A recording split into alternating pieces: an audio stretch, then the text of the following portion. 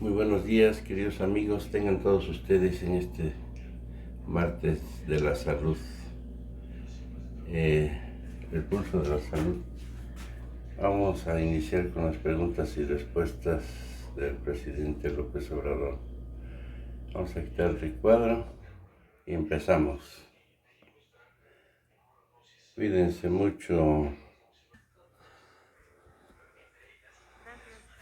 Buenos días, creo que no me oyen. Buenos días,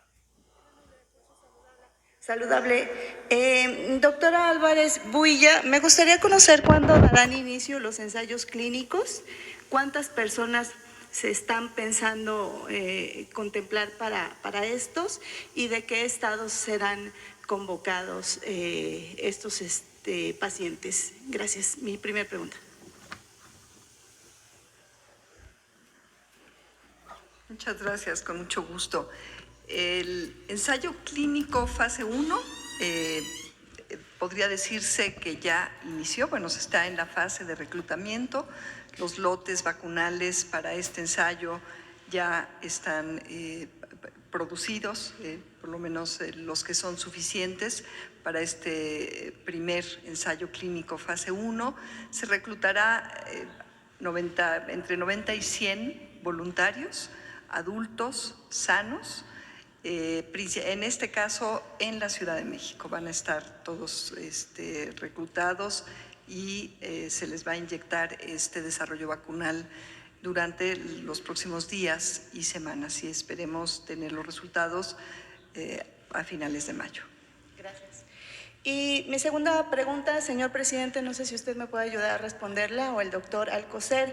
Me gustaría conocer cuál será la propuesta nacional para la reducción del sobrepeso, obesidad, hipertensión, diabetes mellitus y enfermedades cardiovasculares que implementará el gobierno federal, pero más allá de estas buenas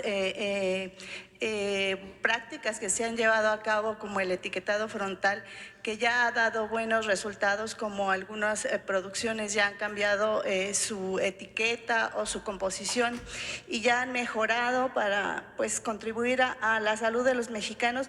Pero básicamente, presidente, quiero conocer el ABC de este plan que implementará el gobierno federal para el resto de su mandato, las metas a seguir, las fechas del cumplimiento de estos objetivos, no sé si nos vayan a dar adelantos cada martes, quiénes serían los actores principales de las acciones a seguir y por supuesto de qué manera todos en la sociedad vamos a contribuir, porque a veces se piensa, señor presidente, que el que tiene diabetes, obesidad, hipertensión es el problema del individuo, pero yo pienso que es un problema de todos los mexicanos. Gracias. Muy bien.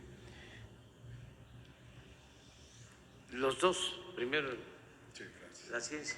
Con permiso, señor presidente.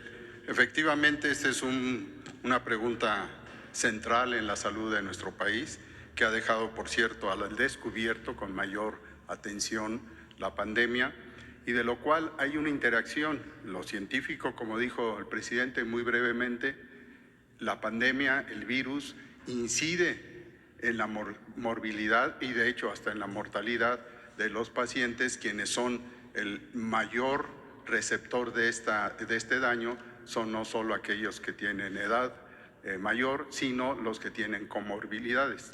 Esta atención, en resumen, se ha dado desde el inicio de esta gestión en la integración de varios programas que conduce Senaprece, esta parte importante de la Subsecretaría de Salud, en la cual desde luego está el eje central de prevenir. Prevenir todo esto. Sin esa palabra, sin esa acción, sin esa mira en todo nuestro momento como médicos, como epidemiólogos, como población, porque esto es coparticipando la población, no tendríamos éxito. Es complejo y desde luego a nivel científico, a nivel clínico, a nivel de comunidad, haciendo que ahí en la familia, ahí en el grupo escolar, en el grupo central, que en una comunidad es quien decide muchas cosas, se integren la Secretaría de Educación, la Secretaría de Salud, el Bienestar y todos los programas que resuelven las llamadas condiciones o ejes asociados a la salud. Esto desde luego es muy amplio, la nutrición como tal, en la producción agrícola, y para ello hay un programa, nada más lo ejemplifico, que es el que se conduce en Senaprece, que es el que integra todas estas acciones, incluyendo el medio ambiente y economía, que es Gizamaca. Eso es lo que le puedo decir. Gracias.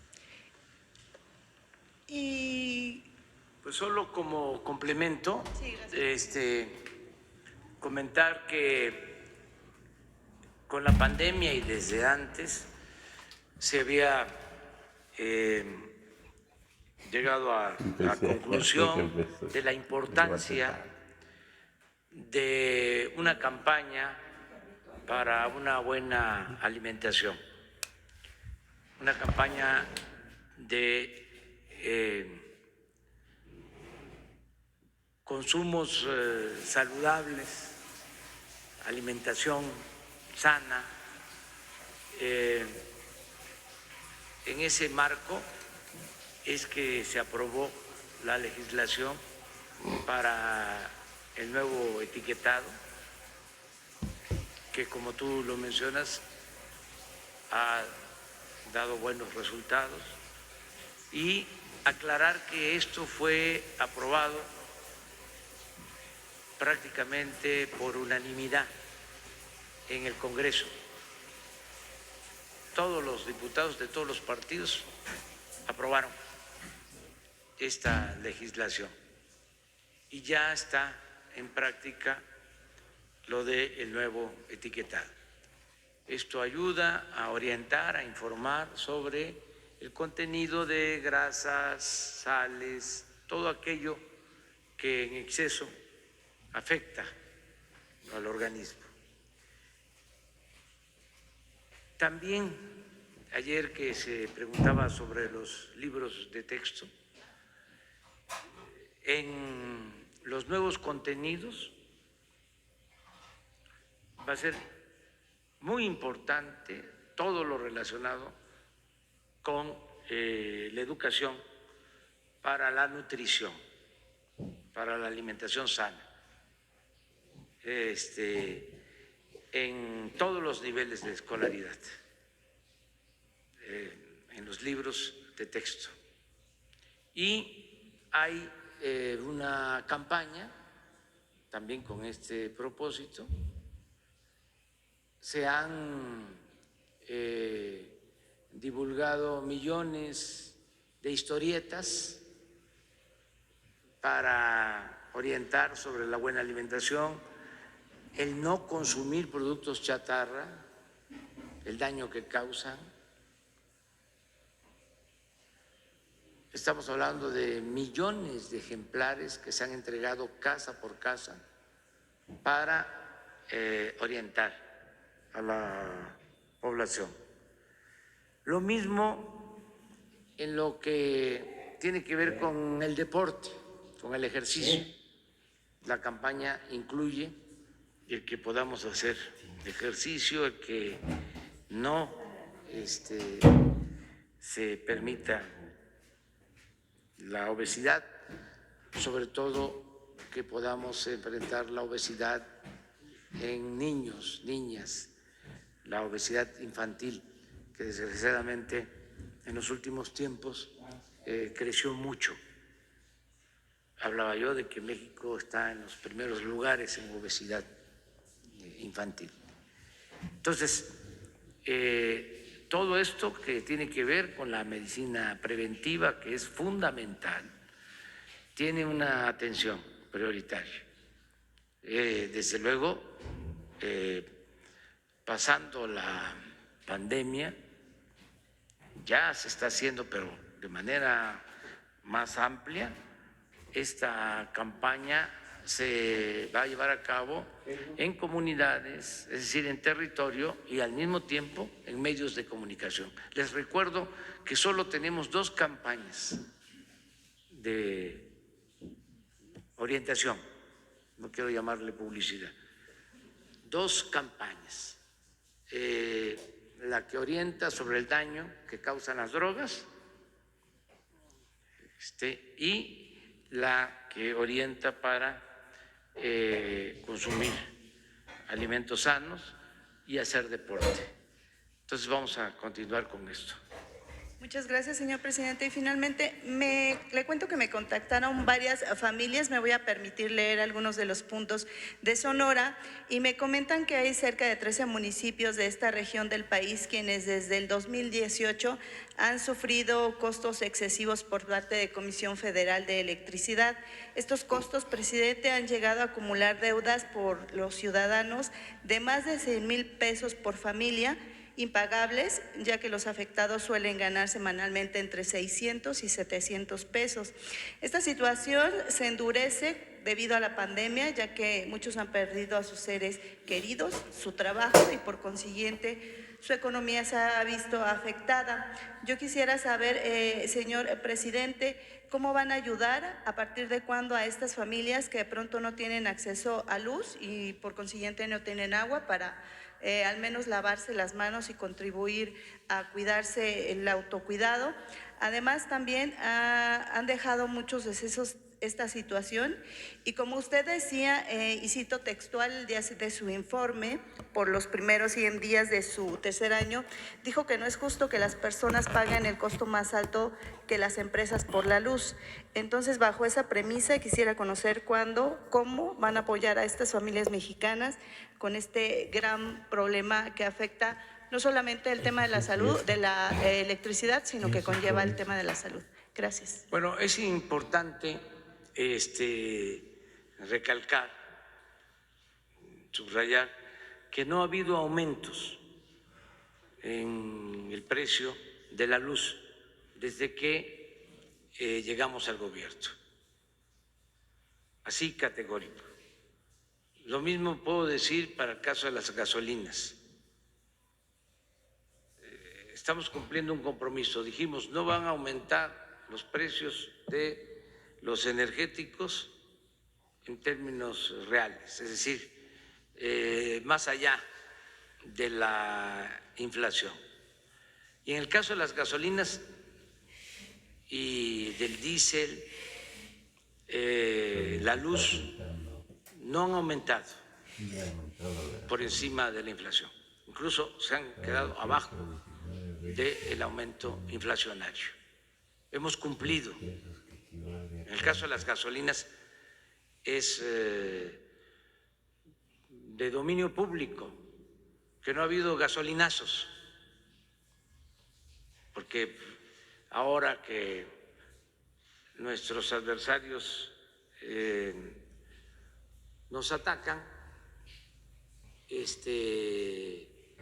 no son honestos y reconocen de que durante el tiempo en que ellos gobernaron, mal gobernaron, porque lo que predominaba en sus gobiernos era el afán de lucro, la corrupción,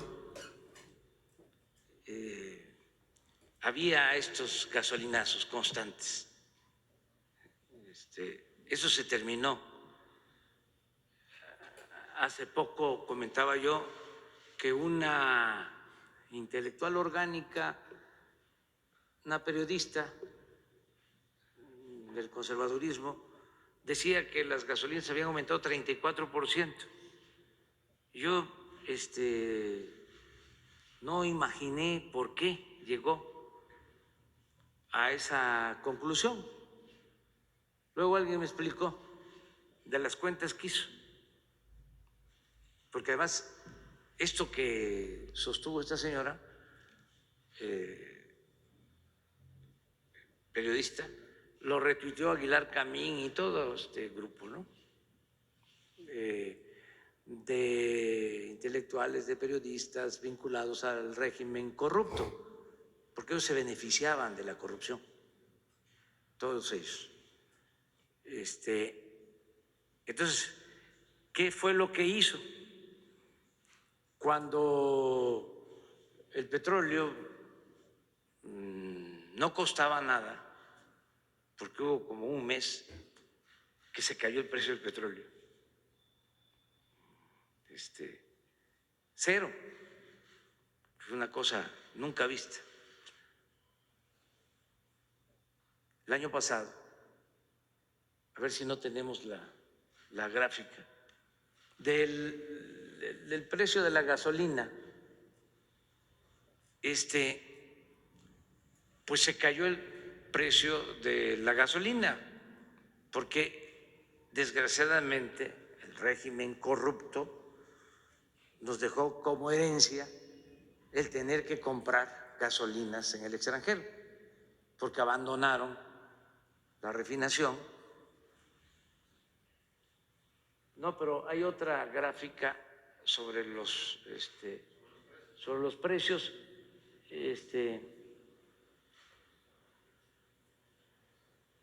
o sobre el precio del petróleo. Carlos lo debe de tener. El precio del barril del petróleo.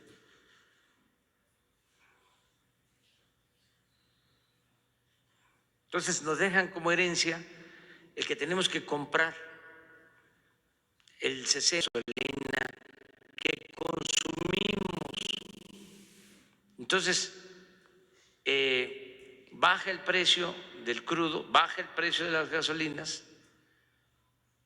y nosotros tomamos la decisión en la pandemia de no aumentar el precio, aun cuando el compromiso era que no se incrementara más allá de la inflación. Si nosotros recibimos el precio de la gasolina en 19 pesos el litro, se pudo decir, pues está en 19. Entonces, no, bajó, llegó a estar hasta en 15, porque nos costaba menos comprarla. Bueno, ¿qué hace esta señora? Utiliza ese precio de ese mes y a partir de ahí, pues, proyecta el incremento de 34%.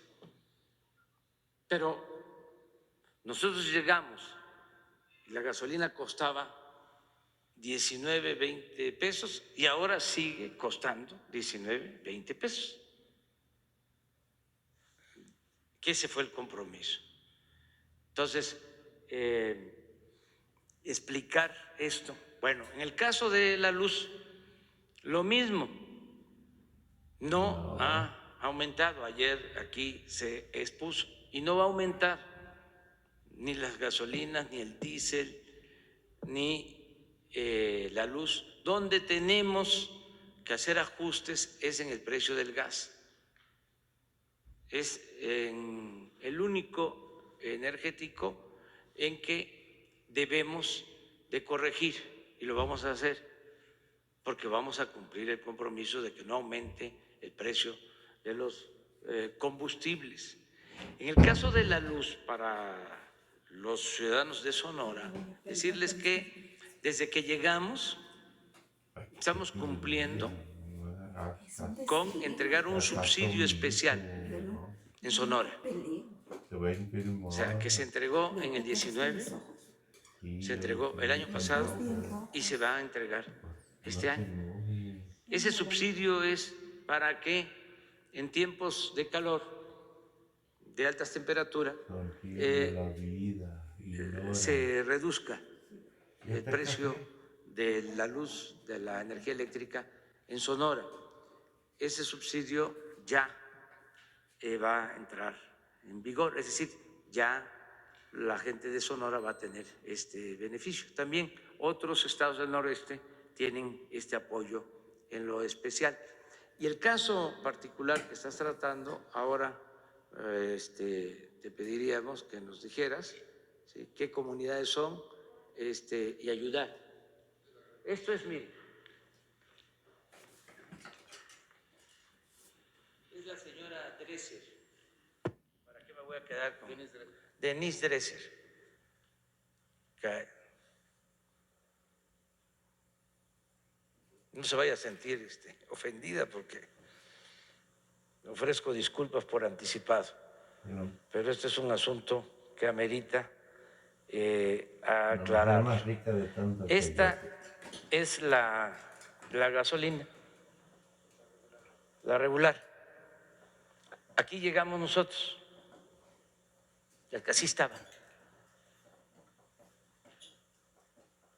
Y aquí está. ¿Esto qué significa? Este pequeño incremento significa inflación, pero en términos reales hasta ha bajado, no ha habido aumento. Entonces, cuando viene la crisis del petróleo, que ya no vale el petróleo, ¿se acuerdan de eso? Que fue aquí.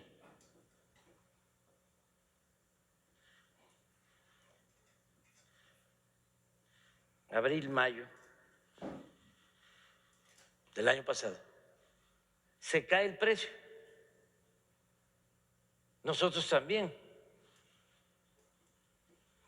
Aquí ya el precio llegó a estar a 15 pesos, menos, sí, a 15 pesos, el precio de la gasolina. Lo dejamos así. Entonces la señora lo que hace es, en un año, dice, ¿no?, de aquí a acá ha habido un incremento del 34%,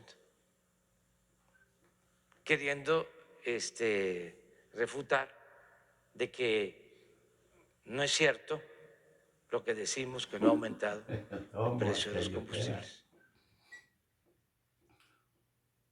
Esto es lo que tendríamos que aclarar. Sobre estos son los precios.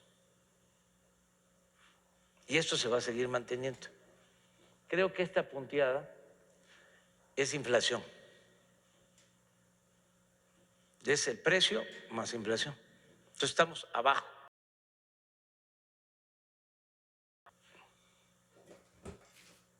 Nada más para aclarar. Y en el caso de Sonora hay ese subsidio especial que se va a otorgar.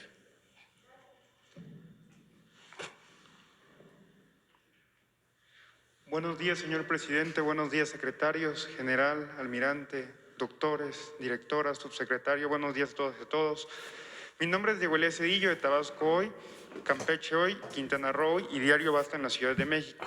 Señor presidente, con base en la presentación de la vacuna Patria, creada en México en contra del COVID-19, hay 3 cuestionamientos muy puntuales que quisiera hacerle en esta primera pregunta.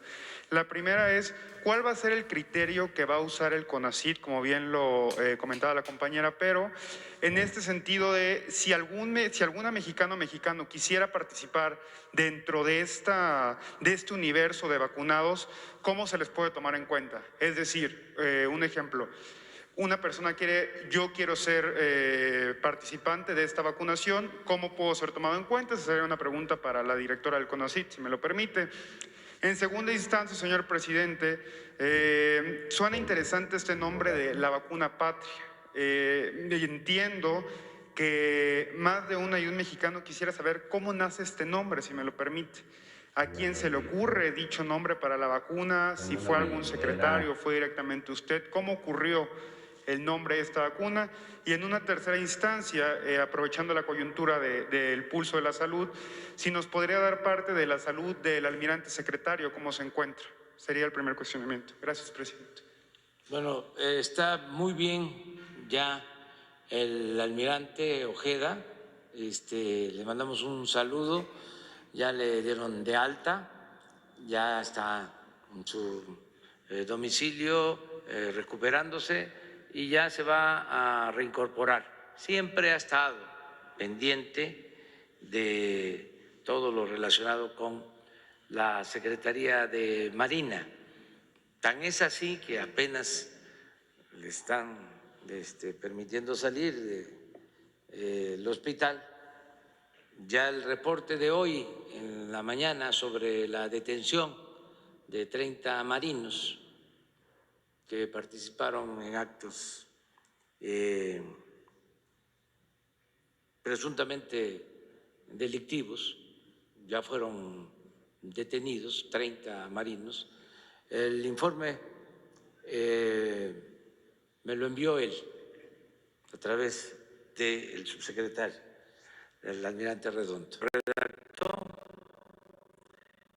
y ya se detuvieron a estos oficiales de la Marina cumpliendo con órdenes de aprehensión que promovió la Fiscalía General de la República. Es un asunto que tiene que ver con violación de derechos humanos en el sexenio pasado. Pero bueno, es aprovechar para informar de que el almirante Ortega ya está mejor y eso se lo deseamos mucho, lo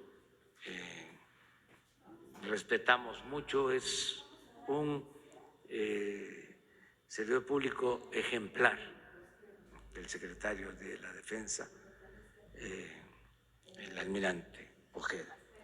Acerca del nombre de la vacuna, pues es la patria. Acuérdense de Ramón López Velarde, Suave Patria. Este año vamos a recordar los 100 años del fallecimiento de ese gran poeta de Jerez, Zacatecas. Y la patria, pues es todo. Durante el periodo neoliberal, entre otras cosas, como querían que nos olvidáramos de la historia, era el fin de la historia para ellos. Se dejó de hablar de la patria. Se pensaba que era anacrónico. Palabras, términos, conceptos como patria, como soberanía, eran anacronismos, era sinónimo de atraso.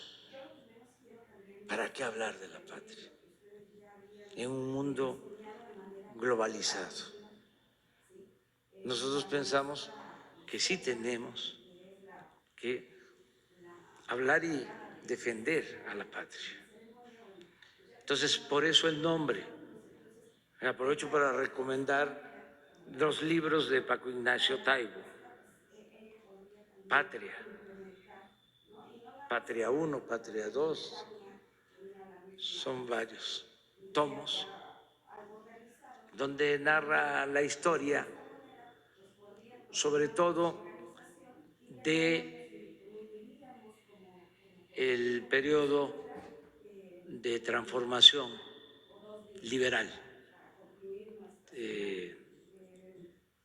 lo que hicieron Juárez y los liberales por la patria, porque defendieron a la patria, enfrentaron al ejército más poderoso del mundo en ese entonces, al ejército francés, y se restauró nuestra república, se mantuvo íntegra nuestra patria. Entonces, una vacuna con ese nombre significa que debemos siempre de pensar en ser independientes, que nos conviene ser independientes. Desde luego no se trata de cerrarnos en un mundo globalizado, pero debemos de ser autosuficientes en lo fundamental, en lo básico, los alimentos, los medicamentos, los energéticos y muchas otras cosas. No todo, hay que intercambiar productos, mercancías con otros países, pero tratar de ser autosuficientes, tratar de no depender tanto del extranjero. Y una de las cosas extraordinarias ahora del CONACYT es de que ha orientado toda su investigación a lo básico, a lo que se conoce como investigación aplicada, lo que necesitamos saber, conocer los mexicanos, lo que nos ayuda a los mexicanos, no lo que tiene que ver con las grandes empresas. Antes el subsidio que entregaba el CONACYT era para grandes empresas, hasta transnacionales, que podían muy bien financiar sus investigaciones. Sin embargo, se les entregaban recursos del gobierno. Pues no solo eso, imperaba la corrupción y se entregaban fondos para construir elefantes blancos, porque ahí estaba la posibilidad de robar, haciendo grandes edificios para la ciencia. Se puso de moda lo de la innovación tecnológica y era pues una excusa, un pretexto, como muchos otros, para robar. Entonces eso ya se terminó. Todos esos fideicomisos que existían, ¿se acuerdan cómo los defendían a capa y espada? Pues era porque se derrochaba el dinero del presupuesto, que es dinero del pueblo. Ahora no. Hay dos cosas muy concretas que ha aportado CONACYT en poco tiempo, en esta nueva etapa. Ha habido aportes importantes, varios, pero hay dos. Lo de los ventiladores que necesitábamos para atender enfermos graves. CONACYT se hizo cargo y salió un ventilador hecho en México. Y ahora este proceso de investigación, de estudio para que se pueda contar con una vacuna en México, la vacuna patria. Imagínense cuánto nos va a significar esta vacuna. Primero, tenerla. Segundo, y tenerla no es poca cosa, porque ahora los que producen vacuna, ellos deciden si permiten que salgan esas vacunas de sus territorios o no. Hay países que no han permitido que salgan vacunas que ellos producen. ¿Eso va a importarla, presidente, en algún momento dado? ¿Mande? Cuando ya esté en fase terminal la vacuna,